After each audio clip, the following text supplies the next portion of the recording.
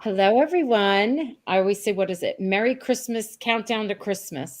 So we are back with our two new favorite guests, Dustin Rikert and Andrew Gernhard. Hello, how are you? Great. How are you doing? We're good. We're excited that you're back. And Thanks this for movie coming was back. Yeah. fantastic. Oh my gosh. So we love the first one and then we love the second one. Now this one, oh my God, this one was like amazing.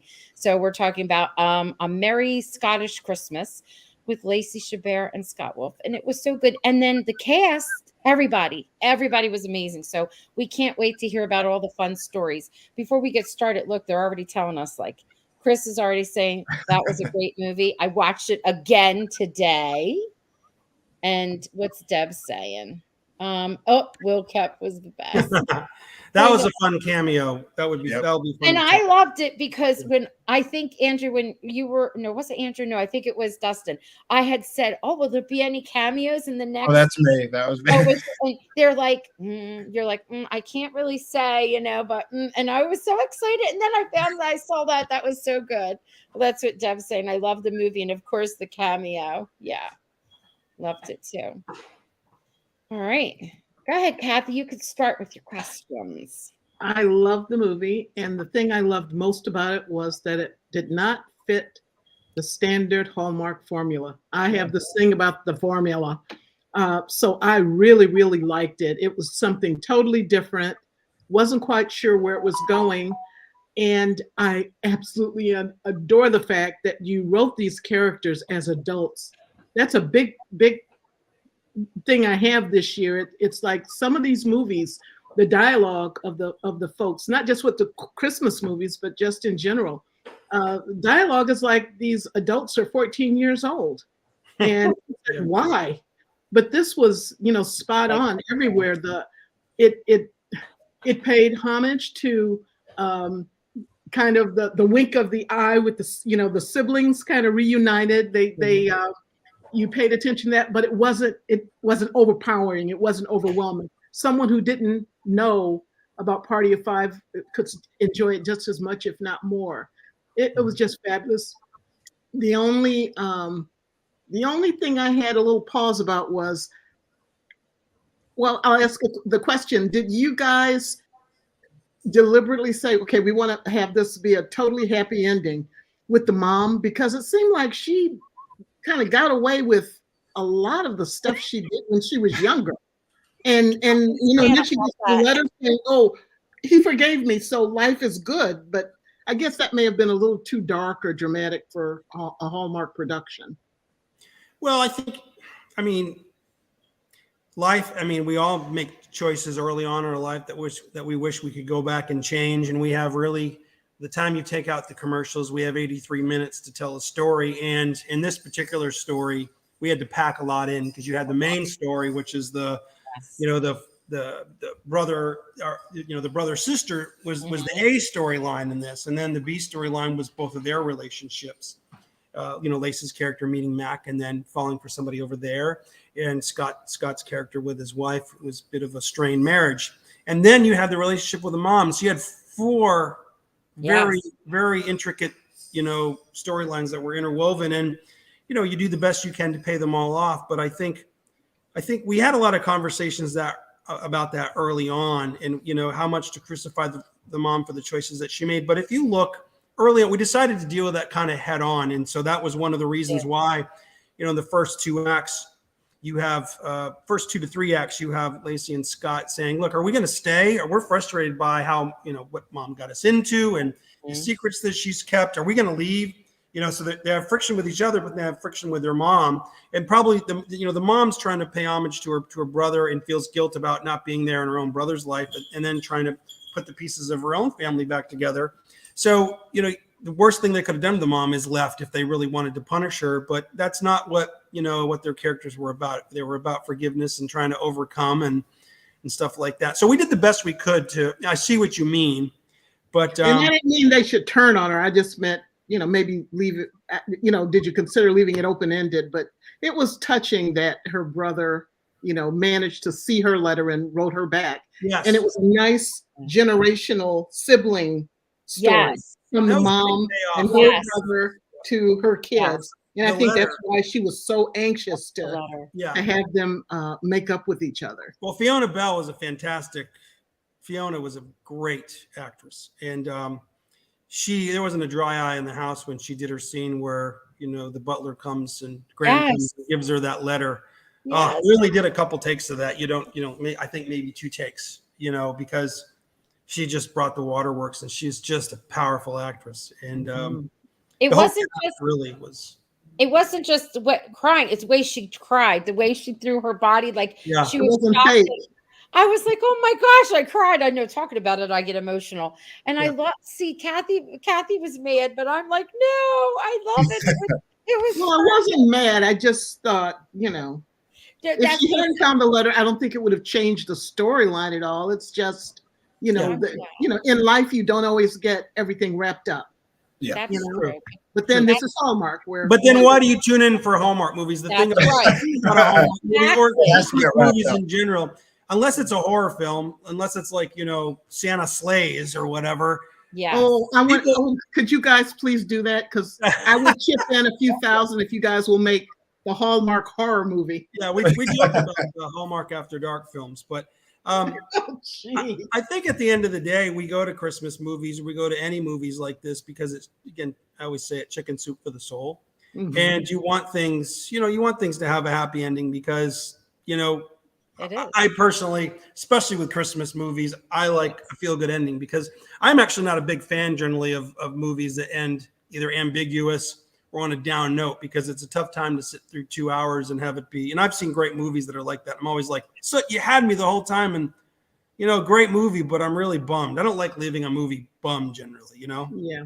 And that's just me. I'm odd. I watch Cops Reloaded to see people get taken down because it makes me feel better about my own life. So don't listen to anything I say. And I'm the complete opposite. So that's why we're good when we're together and we argue and Well, Andrew and I are good cop, bad cop. So yeah. I got to make my days with Andrew or I'm in trouble. Bev Johnston, I put it up there. She says she's talking to you, Kathy. Kathy, this is Hallmark, not life. Or lifetime. Lifetime, right? Oh gosh. Now I have a question about the storyline itself. So we've been learning, and sometimes we could kind of guess this. We had a guest on, and he was telling us that the story he had written was not a Christmas story, and they had approached him and said, "Could you add Christmas into it?" And they did a good job with it. It was more about healing and about relationships, and then of course it revolved around Christmas. What about this storyline? Did you know specifically going in that it was going to be about a brother-sister relationship and Christmas? You didn't have to go put it in afterwards because after all, it was Lacey Chabert. So, Well, correct me if I'm wrong, Andrew. We started this story always brother and sister. Yeah, it was always brother sister. It was always going to be. Okay. It was always going to be the main storyline. So we knew we wanted to do that. And this story came about even before COVID. Like we met with Samantha DePippo and Candace, who's the other executive on this, at a dinner in New York City. And we were actually, I think we just came back. We had finished our Iceland movie, wasn't it, Andrew? Yeah. I think it was around then.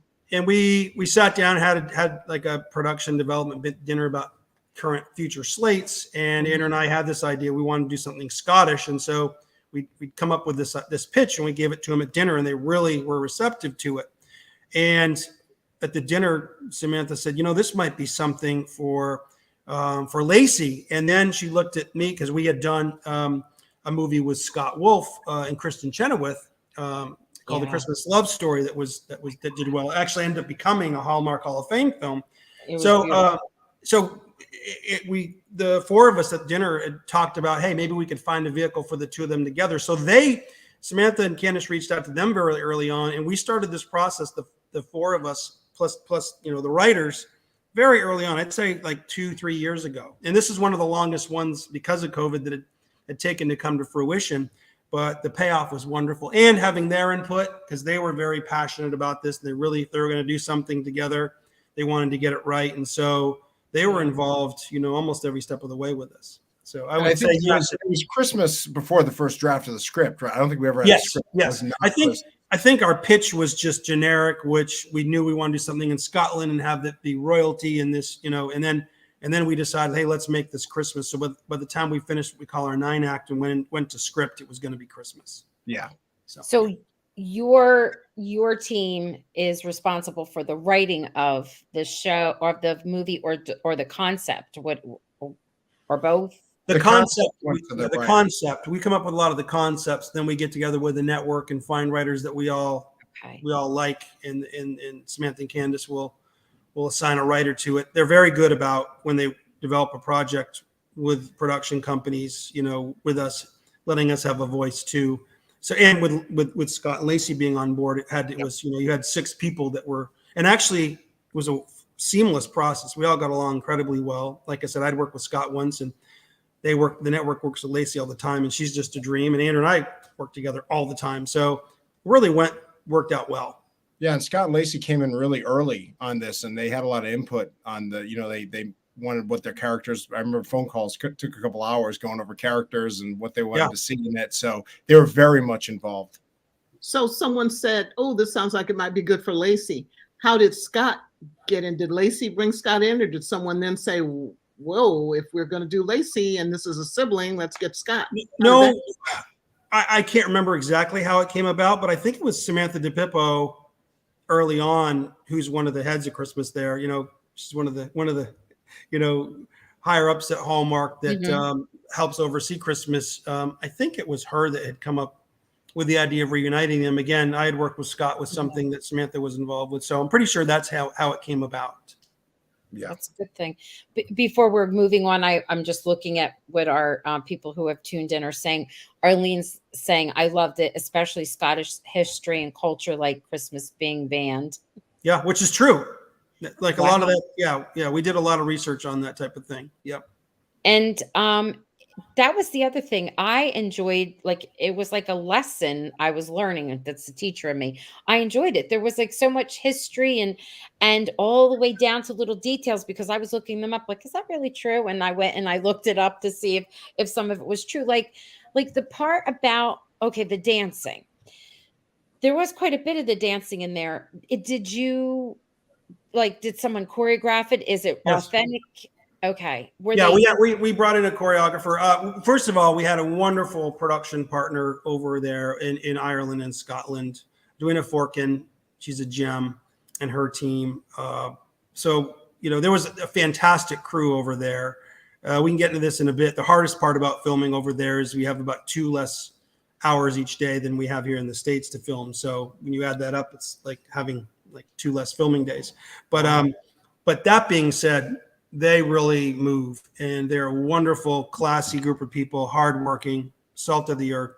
But Edwina has a team that she works with a lot, and they had us, Andrew and I, interview a couple of choreographers, and this one gentleman was wonderful, and he choreographed with the actors some of the dances that and you ended up seeing on screen, because you have to show up and be ready to film. So a lot of that's happening outside, and they'll do the choreography. We'll have meetings with the choreographer, talk. I was pulling music clips. We have our post team at Synthetic Cinema back in Connecticut, ripping off Celtic Christmas music that I liked that, we could try to match to. We had a wonderful composer in the film, but you still have to get, the pace and, and the beat and the click chart, the click.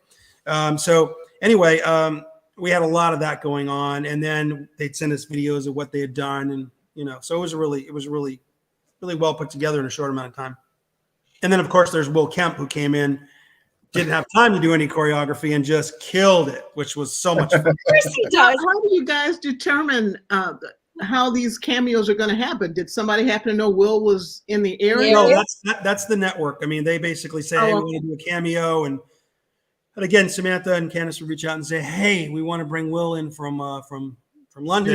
Who's in London, so it wasn't too far away. Yeah, okay. And Andrew and Molly did all that behind the scenes with the network and Will's people, and made it so he could come in for a day and do it. And that day was a very busy day. I mean, you've got tons of extras, bunch of bar scenes. Every scene you see in that bar, we were at that bar for a day and a half. All those scenes you saw shot there, we shot in a day and a half, believe it or not, including the dance off and the whole, which I think came out incredibly well. So yeah, I mean, it was a big cameo. It wasn't just like a stop by and do a line. Like he was actually a character in the movie, which is great.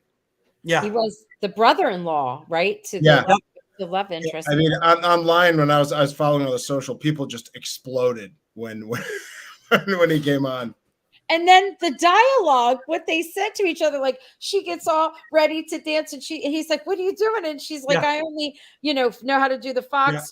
No, what was it? The waltz and the tango. The waltz and the tango, and that's a wink to some of their other. Yes. We did a little when we found out it was Will. We did a little rewriting before he came in and worked with him and said, "Hey, we want a couple winks we want to put in here. We want it now that we know it's you."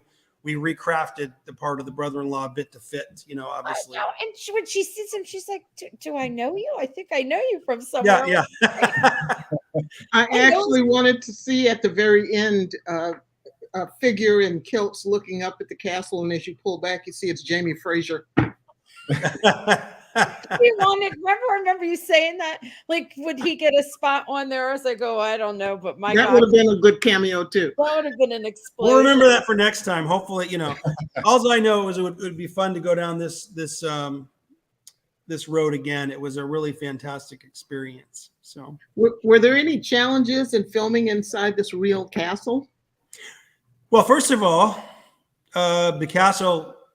The outside of the castle was Dunn's Castle in Scotland, and the dining room in there, as well as the living room, the foyer, and the living room.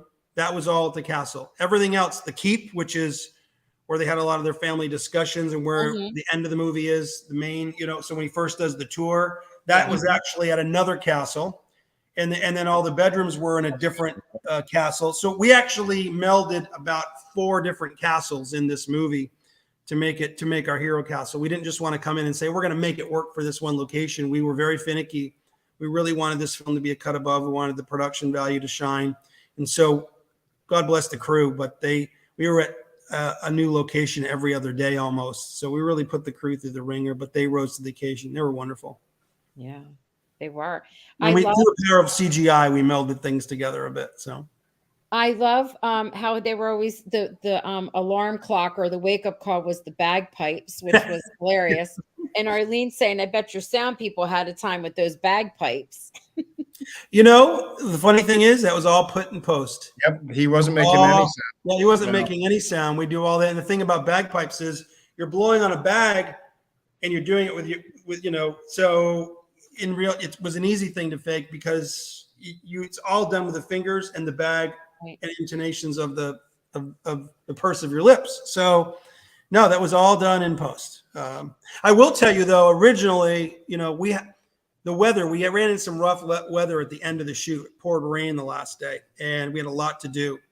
And we were at the time of the year, we didn't have much night there. So there was one shot that I have this theme. I love to go through windows and come upon scenes. So at one of the Salinger shots, you see the sign, we come down, go into the party and never cut. I love to do that with a lot of our films, but I want to do the same thing with the bagpiper where he's playing. We go up the wall and go through the window, but it was pouring rain so hard that we had to kind of scratch that shot off the list. And to be honest, thank God for Andrew and his filmmaking savvy, because we ended up really, that was one of our hardest filmmaking days we've ever had. Andrew was out shooting second unit with all the drone stuff in the countryside and the castle, establishing shots because the weather put us in a bit of a corner where we had sometimes 3 units going at once. We had drone, and then we had, a team. Andrew was leading a team outside, getting a few shots. We went right up to 1 minute before midnight when we had to cut.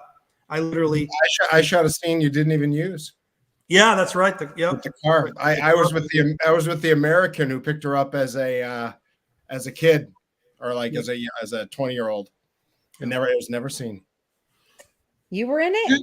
No, I was shooting the car pulling up to pick her up. The car pulls up outside. Yeah. Okay. Do they release these on DVD? These movies? A lot of times they do. Yeah, they have in the past. Yeah. If you release this one, would you be including any behind the scenes or any deleted I don't scenes? think they typically do that. And by the way, I think DVD manufacturing ends in 2025. By the way, I just read that fact a couple days ago. Wow. Yeah. Wow. I didn't know. Like mass DVD manufacturing is ending. Wow. No, the nod to Salingers, like that's a nod to Yeah, the 35. Yeah. now, was that real or did you put that name up? Did you make that? Because that's not a real place, right? Was a nod to You Party of ruin the Hollywood magic. Yeah. No, no, don't. I will tell you, the outside of the building was real, and the actual frame of the sign was real, and then the lettering and the aging of the sign was all visual effects. Okay, that's really cool because what happened was I heard when they were talking to each other, he's saying that where they're going, and I'm like, did I hear right, or was that because I'm thinking about Party of Five? And then I see it, and I'm like, wait a minute. So I had when I had recorded it, and I had to go back and then look again, and I'm like, look at that, it's a nod to Party of Five. I'm like, Yeah. oh, I love it. It was good. It was the relationships were all good. Someone was writing, who is this Robin? What does she say? And this is true. Yes, a lot of mini stories within the movie, so a lot to get in. And I think you did a great job with the overall in the movie. I like the forgiveness storyline within the movie. So do I, just all around. Mhm. And it was like sibling and sibling, which was nice, Mhm. generational with the sibling, which I really enjoyed too. And like Kathy said, it wasn't cookie cutter storyline, was it? It was just like totally. No, and one of the things that we tried to do is also embrace what we had there in the real country. Originally, it was a reindeer farm, for instance, and so I saw somebody popped up with they love the ponies. The ponies were adorable, but the little Shetland ponies are more available over there than say the reindeer. Like there was like one Right. reindeer farm way off and some other. So, but Shetlands and what they do with Shetlands at Christmas is a more common thing. So we rewrote the script for that and really tried to, go down that. And boy, they were feisty little buggers. They are. They They are. were. They're not- Yeah. You think they're cute and sweet and kind, and people are always like, "Oh, we'll get those little ponies for a kiddo." No, they're mean. They look Some- great on Wow. camera, but wrangling them and keeping them in a certain area was really The something. typical Hallmark movie would end with the leading lady forsaking her career and just moving Yeah. back to wherever her beau is. And I love the twist on that. She's like, I'm a business owner, and so I can work from wherever. And I already told my employees. So she didn't give up anything, but she still followed her heart. That was refreshing. I like. I think that's one of the things that like Andrew and I really try to work on when we do pitches and we try to work with Hallmark on projects. We, they have their lane and they have their box, but we're constantly trying to move outside the box and bring something fresh, both that services what their brand is, but also just interesting stories. Everybody's trying to do that, but that's something we really focus hard on. Like, Where Are You Christmas was very outside the box for a concept with the black and the white, and Mystic, in the end of Mystic, hopefully everybody's seen it, but it's a big flip over who stays and who goes, and they still are true to what they want to do in life. They don't just, one person doesn't give up their dreams for another, which we really loved. Same thing with this movie. And then we have Biltmore, which you'll see. We can't wait for you to see the ending of that. That's pretty incredible. I'm so anticipating to watch that one. Keith will be our guest, and okay, he's I remember I was asking who's the costumer. You told me I love what they had to wear, their dresses, their outfits, their everyday clothes. Even everybody was gorgeous. Like, are we talking about costumes? This Scottish? Yeah. Oh, okay. Yeah. I loved Lacey's outfit. That was That unbelievable. formal yes, that she wore at the last function. That was absolutely gorgeous. Well, All one of of the things Andrew and I harp on is you're in a foreign land in Scotland, and you have you have these outfits, you have the kilts, but you also have tapestries on the walls, and so he and I really wanted to make sure, and so we were always harping to Keith, who completely gets it, as well as our production design team and set deck team. They all had to work in symbiosis. So I really wanted an aged old stone feel, and an old wood feel with the beams. So if you look at like the winery to the castle to everything had that old stone kind of medieval feel, yet warm. And when you added the Christmas lights into it, it added and the open flames, it had a whole nother thing. But that's something that early on, Andrew and I we got to have this feel. And if we don't get this right, they're going to clash. So if you look at that final ball where all the wardrobe comes together, everything they really worked really hard, but all the departments, so that things didn't clash and they melded together really well. I did. So, It was beautiful. Even when she was one of the first outfits she wore, she had like pants and a top on. It was just like perfect on her. And I was like, oh, look at that. She looks very classy and wealthy, but not like gaudy. It was just plain, both, but Mhm. everything just fit her to the T. It was nice. I was like, oh, I'm loving all this. I think you should Are have there any, these too. are Pardon there me? any other international locations you'd like to film at? Pardon me? Oh, Are there we any can't other talk much international? about that, but you might see some international stuff in the future if you like to Yes. learn. We have some others in development. Yes. Okay. Wow. All right. I love that. So this You is can't say where, but Yeah. okay. You can't say Probably where. Chicago. They're not easy places. I will tell you that. It's yes, Oh, they are I not. said Chicago. Antarctica? No, I'm only kidding. Could you Not yet. imagine? Not yet. Catherine was saying the last 4 minutes of the movie was unexpectedly satisfying. I wasn't sure what was going to happen, which is good. You kept people on their toes, but like you said, you want that happy ending, and that's what she was. I threw up there when we were talking about that, and they're just all like everybody's loving it. Everybody's looking forward to Biltmore. Wait. We are too. We are. But wait, this is funny. Deb, this is what you said, Jennifer. Kathy. Where Deb said, I hate to say this, but during the Scottish dances, I kept expecting to see Jamie Fraser dancing in the background. They're all Outlander fans. Like, Oh me. yeah. Oh yeah. Well, we worked hard on the look and feel of what the Highlands look like in Christmas too, because that was summer, was very green and lush. We gave it a bit more of a fall feel, what it's like during Christmas there. Some years they've got thick snow, some years they have not so much snow, and so we even that we pay a lot of attention to in post. So Yeah. And I also really like the fact that you showed the future of yeah. where these characters kind of ended up. I figured it. I don't know if it actually said a year later or in my It head. did, 1 year later. It Yeah, did. but How gorgeous was that little baby? Oh my goodness. Oh, Wait, I'm still working on the matching pajamas. The Mary Morgans. I love it. I love that. Our family does that, Kathy. So It was filmed this year. Somebody was asking when was it filmed. It was filmed this year. Yeah, we wrapped the beginning, like the first day of July, wasn't it? First or second day of July? Yeah, Wow. July. The other thing that was revolutionary to me for a Hallmark movie is there wasn't a whole lot of angst about the Scott and his wife, and could they have a baby, could they not, and they finally just said, you know what, or I think she said to him, you know what, let's just do us, and what happens will happen. And so it got wrapped up, and there was no more stress and drama around that.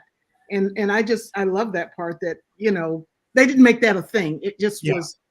Well, and that was important to us because so many people go through that struggle in their own life, even people who end up, having children or end up adopting.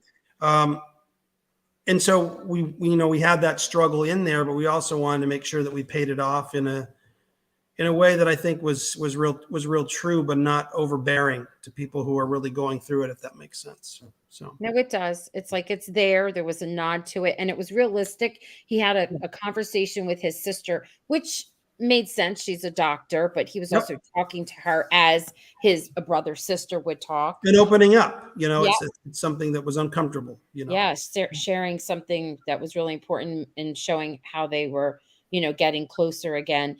And something you had shared with us earlier that I found unique that I don't think everyone knows. So there were only the two main cast were the only cast that were from the US, right? Everybody else was local between Ireland, Scotland, and of course England with Will, correct? Yep. Well, Correct. I thought that was amazing because the actress who is, what was her first name in the movie? Kelly, who played Scott's wife, is that the one you're talking what about? was the character's name though? She played Sarah. You mean Sarah? Yes. Kelly. Kelly played Sarah. Okay. So I'm like, well, she's not American, and then you said she was Irish, right? She was. Yeah. Yeah. She was Irish. You know, she She worked with is. the coach. She did a great job. We, you know, and anything that slipped through, we fixed in post with little Hollywood magic. So Yep. International actors and actresses seem to do English, American accents so much better than American actors and actresses. Agreed. do foreign. Yeah, it's just, it Yeah. only goes one way. Yeah. yeah. Have either one or both of you ever felt any real compelling feeling to you wish you could go back and do a sequel to any one of your movies? Many of them. Yeah, there's been some we've wanted. I've been fortunate enough to do a sequel to some of the Graceland movies. It's true. That's the only one for Hallmark. That's the only one. And then I've had other ones. You want to do Next Stop Christmas? I want to do Next Stop Christmas too. I absolutely do. Would be a dream of mine. I had so much joy. There was so much joy that went into that film, and it came out so good. And the fan response to this day from it has been incredible. And so we're actually kicking around some ideas. Maybe that's something that comes to fruition someday. So we I'm said a big fan of Lindsay Fonseca too. She's a great actress. Yeah. I know you had said that from before too. Nice. Can All you right. tell us anything about any projects that may be coming down the pike? Any hints, any clues without spoiling anything? Well, it's one of those things. If we tell you, then they might get upset and say, "Don't steal." You know, Yeah. everybody likes it. It's part of the punch, right? Is when you get to go live with what films are coming out, and if we steal the thunder now, it takes away takes a little of the magic away. So, in the interest of making sure that we do get to do those movies, we're going to keep our lips zipped. That's okay. That's all right. That's good. We get I it. can tell you, though, we can tell you that we are in the process of bringing more exciting destination films the audience's way. So we're very excited about that. Excellent. And again, continuing to push the boundaries with both story and adventure and content. So those things we can tell you. And when I say that, I say it in a very excited way. So Good. Now, the location, which we know was Scotland, we love that. We were talking, and we didn't share this with everyone.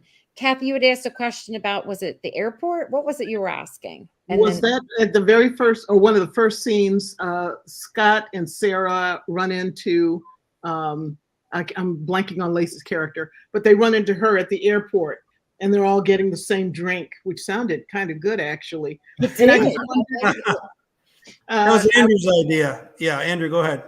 Andrew. Well, that was, we had a production office. There's a college or a university in Ireland that kind of, I guess, shut down. They opened up as a multi-use business, and a lot of TV and movie production houses use it. And we were Dustin and I were walking through the main gallery there to go to our production office, and we all thought it looked like a European airport. And so we brought in some set deck and we put green screen outside the windows, and we were able to put the airplanes landing, and it worked out great because we needed to be in that area to shoot anyway, because we had such a schedule of movement that it timed out perfectly. It was one of those days where we filmed and then we got on airplanes to fly to Scotland. Wow. I'm blanking on the name of the drink, but was it real or did you guys make that up? That was the Mistletoe mocha? Yeah. Yeah, but then later she mentioned the dirty reindeer, which everybody that's the about. one. That's the one. Yeah. The dirty reindeer. Mixed all the cookies and stuff in with everybody's going to be making a dirty reindeer. I don't know. Yeah, I don't know if that's real or not, but it sounds yummy. But when you're filming it, it looks like with all the junk. You didn't show it, so that was good. I cut around it because it looked so magical when they were sprinkling it in. Yes. If you've seen the close-up footage I shot of it, It was might not have been as appetizing. It looked like a 3-year-old exploded candy everywhere. Yeah, I was thinking that because I was thinking sometimes when the kiddos are dunking cookies and all of that sediment gets in there, it tastes delicious, but it kind of looks like sludge. Yeah. And I'm thinking, oh, I'm so glad that you didn't show it because it kind of is gross. But but the thought of it's fun. Yes, delicious, actually. Yes. So, Andrew, do you have something that stands out in this movie that was like pure joy for you? Is there like an aspect or a scene or something that you just love? Well, I liked kind of a little bit more mundane things. Like I went over early and shot some B-roll with a drone of Scotland, and Scotland is so, we're up in kind of the Highlands and in some very interesting areas, and it's so prehistoric in some of the, and it felt so serene and so peaceful, and that's what I kind of loved, is getting those epic kind of shots. But I thought the entire time, I agree with Dustin. The crew was great. The cast was great. Lacey and Scott were phenomenal. They were great to work with. So, I mean, the whole experience as a whole was amazing. And just, seeing the landscapes and even the castle, it was so cool to be in the castle. But I do know I was spoiled with the Biltmore, because that castle, funny fact, I did the math, 6.5 of those castles could fit in the Biltmore. Yeah.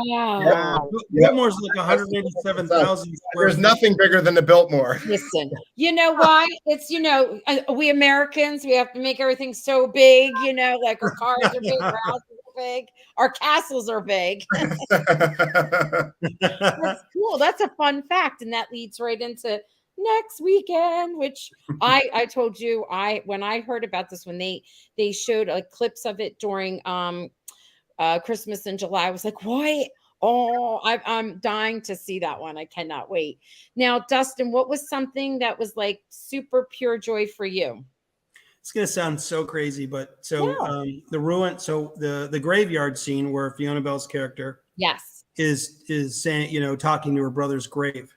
So that all the graves, all the headstones were props or CGI that we brought in. But what was real there was the old ruin wall that Lacey walks up to and leans on. And I fell in love with that. And that ruin was an old castle that was torn down by, I think, Henry VIII when he came through and conquered everything, and during one of his crusades and stuff. And I think that was that particular Henry. But anyway, they destroyed it. So there's actually crumbling stones but there's these different ruined old walls. And I fell in love with that place, and I thought, this needs to be the cemetery. So again, our beloved crew, they built a couple practical headstones for us, and the rest were all CGI. And I just, for some reason, things speak to you. In that particular location, they worked their butt off to get me that. It was right down the road from where we shot the Salad. 500 feet away. Yeah. So that was one of my favorite locations, just because a lot of times you're having to film on location, but this instance we got to create, and I got to have something exactly as I wanted it, and that was fun. Which is nice in anything in life. I think, when you have a vision and then it actually turns out to be like what you wanted it to be, that's nice. That's what that's like. So I'm gonna have to go back. I know this, I know it, I remember it, but I'm gonna have to go back and look at it with different eyes now, and then look at all the little pieces that you pointed out. We have a question here that Robin wanted to ask. She said, are sequels tough to get approved on with Hallmark, as there seem to be so many movies I feel should be sequels? Like, we always, that should be a sequel. We all say that, but that doesn't always happen. Is it hard or difficult? I think Andrew and I both have similar. Yeah, I mean, I think, I think sequels depend on a lot of things to connect. The stars have got to be into it. The producers, directors got to be into it. And also it has to rate really well. So I think there's a lot of combinations that have to actually occur for a sequel to happen. And I know there have been some sequels. I know there's. We did a sequel to the Graceland movie. The hard thing about a sequel at Hallmark is many of their stories about which the audiences love, and that's why we do them, which is people meeting and falling in love, or falling in love again. And once they do that, you have to have a different kind of hook, to go off of. So, for instance, the Christmas at Graceland film, that was Wes Brown and Kelly Pickler. And then we did Wedding at Graceland, and that was about them trying to pull off their wedding and all the turmoil and chaos. So a lot of times if you do a sequel, it's got to be what pulls them apart so they can hopefully get back together, or what are the other side stories that are really interesting. So sequels, I would say, are hard. They have to rate really high, obviously, because they've got to make sure that they have the audience returning. Sure. I know, for instance, they have Haul Out the Holly was a big hit for them, and they've got Haul Out the Holly 2 coming out this year. So occasionally you do, and Andrew and I are working on a concept for this next year that I hope it does well, because it was something I already know I'd love to do a sequel to. So. and we know that happens because, like with Lacey, when Lacey did the wedding veils, and they were in 3 parts because they're, the same team of actors were in each of them, but they already knew, I think they were rolling into the next set when you would see, now that they were all married, what happened after that. So I guess sometimes they go in. So if you already have your idea, that might make it easier if you could sell it. Like, you're like, I got an idea for, a sequel too. So yeah, those are planned to be the 3 films. And so I think, I think that can happen as well. Yeah. Nice. Yep. The Graceland films, we had known we were going to try to plan multiples. So if the first one did well, there was that was a good question, Robin. Thank you. Arlene says, I hope you do a film in Australia someday. Oh, Austria. Oh, Austria. Oh, I read that wrong. Thank you. Austria. That would be even better. That would be, because I feel like they've done one in Australia before. That would be amazing. Oh, got to keep your straight faces, your poker faces, right? We do. Go. Chris is saying, just talk about the drink. They created that drink perfectly. Robin loves the scenery, is beautiful, and your coverage was great. That's for you, Andrew. I guess when you were talking about how you went ahead and was it you, Andrew? Yes. And shooting in Scottish weather was not easy. No. And you know what? That seems to happen every time we have people on and they're talking about they were filming and whatnot. It's either the heat was so oppressive and they were in these bundled up clothes and they were like, had to put ice packs on their feet. This is a true story, to bring down their temperature. They were going to pass out, or it's the opposite. It was so bitter cold and raining and they had to reshoot. I mean, there's always weather. Weather is not always your friend, right? Yeah, that's because, Hallmark does movies all year round and they have to shoot things out of season. So it's very tough to keep up and shoot it in the actual right. But every once in a while we get lucky and we do get some winter movies. Yeah. And we got pretty lucky with the weather. It's just when you have like a 15-day filming schedule, you don't have much room for error. And so, we were only in Scotland a limited number of days. And when you have that much packed in, bad weather, you have to figure out workarounds. Yeah. Robin was also saying, excuse me, the Sound of Music Hallmark style. I think she was responding to Austria. Has anyone ever thought of doing a Hallmark musical movie? They have. They have done a couple, yeah. The Rockettes was a little bit musical. Yep, the Rockettes movie that we did. That was beautiful. We had, again, can't say too much, but we do have things. We would like to do some musicals. Yes. Nice. The cemetery looked real. Yeah, she said it looked real to her. That was good. Now, before we, go any further or say goodnight or anything like that, I just wanted to put out there. I was looking at the schedule. So this is wonderful because we can catch it live again. So A Merry Scottish Christmas will be on November 24th. It'll be on December 2nd. It'll be on December 7th, December 15th. Sunday, December 24th, and Thursday, December 28th. So we have all those showings still coming out, which I think is wonderful. But for those of us who have it on DVR, yeah, we have a question about that. If you don't mind letting us know. So,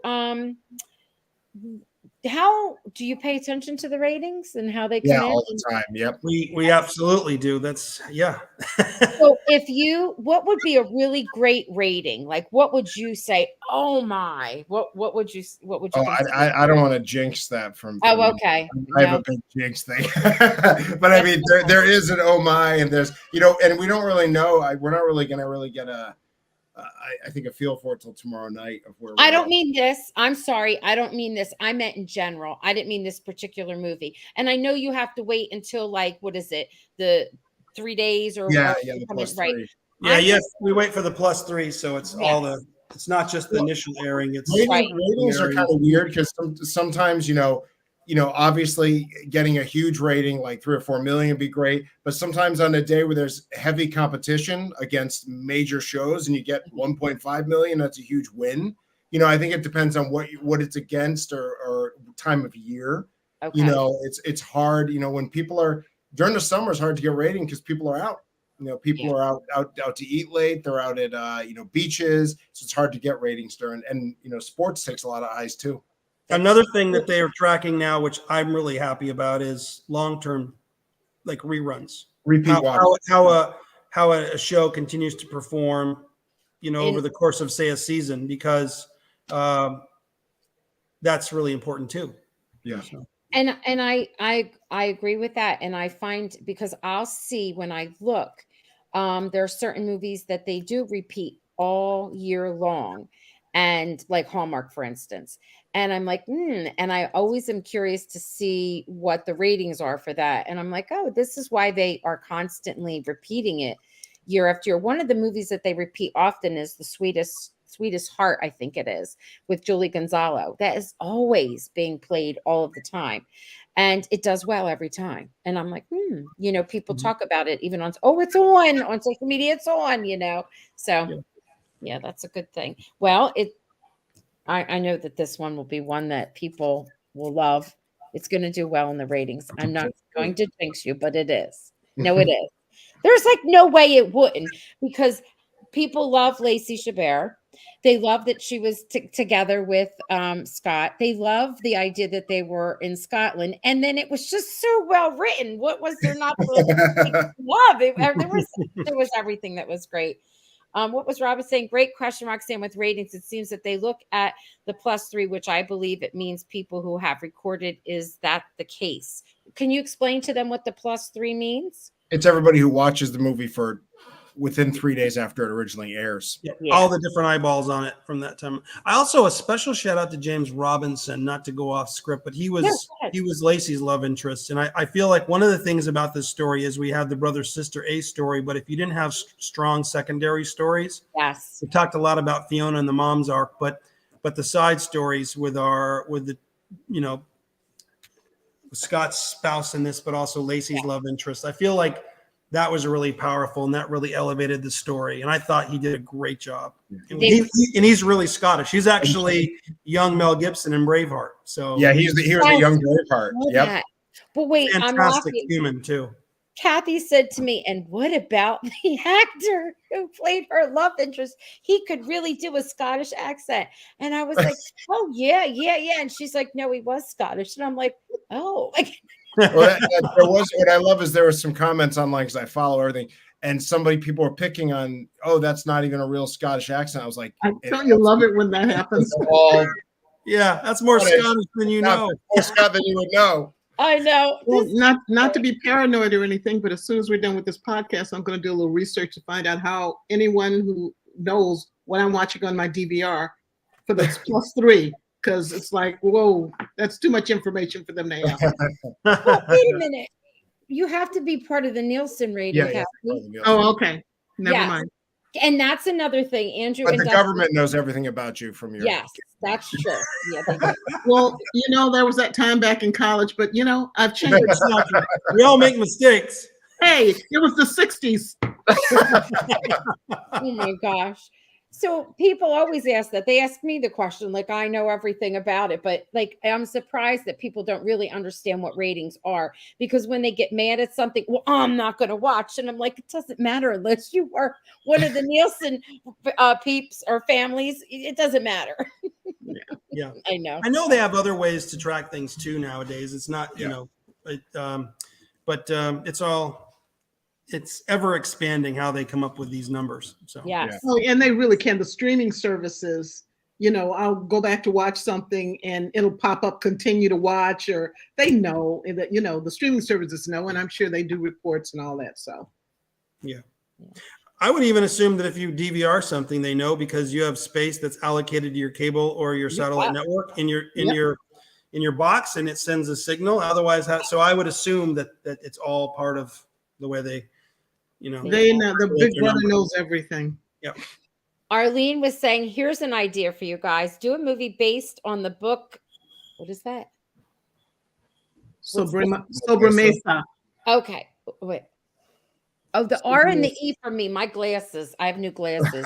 A Memoir of Love and Food by Josephine. I don't know who that is. Oh, Julie Gonzalo can narrate her book. Okay. I'm not familiar First with of all, we love when we appreciate that people pitch us ideas, but you never know what we do have in development. And I Exactly. would actually like to put the disclaimer out there that we have things in development, and if you know, things like that are actually, if that makes sense, the paranoia in us is that you know, I hear you. I hear you. Okay, behave. We won't. you never know what we already have in development. Yeah. And In other words, no royalties. so, All right. It was good. Thank you guys. but thank you for the joining. interest. Yes. Thank you so much for joining us again. This has been wonderful, as usual. Yes. Thank you for having us. You two are lovely, and everybody that chimes in. It's a great group of peeps. So Yes. And we will definitely be watching next week, the Biltmore. I'm so excited. So who's coming on? We have, I forgot. I think Is it Keith? Keith? yeah, oh no, Keith. Yeah, I'd already said that, but who else did I reach out to? I think it might be the writer, John. Does that make sense? Is his first name John? Somebody is coming John on. Putch, the director. That's the it. director, John Putch. Great. Yeah. Putch is great. Yeah, Yes, I had sent something out, and he just recently said, "Can I join?" And I'm thinking, "Yeah, it hasn't happened yet. Of course, you could join." We would. Oh, you'll love Putch. Yeah, And Putch and Keith together are really going to be great. I can't wait. Yeah, I remember him from One Day at a Time. Yeah. Yeah, he comes from great stuff when it comes acting to royalty. Acting royalty. Yep. And his wife is the same. And now I'm blanking on who I think it's her father, Phillips something. I don't know, but I was reading up on him, and I believe that she comes from a line that same kind of lineage. Mm-hmm, mm-hmm. Cool. Well, Putch is a good guy, and he did a great job on the Biltmore for us, and I think you're going to have a good time talking to those two if that's who your lineup is. So yes, listen. You are welcome to come back anytime you want. I don't always want to like hog up everybody's time, so we try to mix it up. But if you wanted to ever come back on, just let us know, and we would love it. I think I've done it before where the director Marita, she'll want everybody. She gets every actor, every person, and lines them all up, and we have like this whole. We do it. Actually 2 times. We did it before the movie even came out, and she shared all her behind the scenes and whatnot. We did it for Feeling Butterflies and Fly Away With Me, I think, with Peter Mooney, who I love. Okay, everybody knows I love Peter Mooney, and I was very much fangirling over that. They come on as a whole panel and talk. But when you have a lot of people, I want to make sure everybody gets to talk. Like we have to jump around, Kathy and I, make sure everyone has time to share. Like you're doing now? Yes. No, give Keith and John and Putch their time in the sun. They deserve it. And but this was a lovely experience, and we definitely look forward to coming on with you in the future for some of our other projects. So I don't know what you guys have in mind, but John Putch and Valerie Bertinelli in a Hallmark movie reunited would be fabulous. I don't want no royalties. Just here we go. Oh my gosh, here we go. Oh my tell Putch that. I'm curious to hear what he'll say, because half the time he's like, "I'm never going back to acting." Oh gosh. All right. Good night. Don't you be so much. Good night afterwards. Good night, everyone. All right. You all take care. Good night. Bye now. Thank you.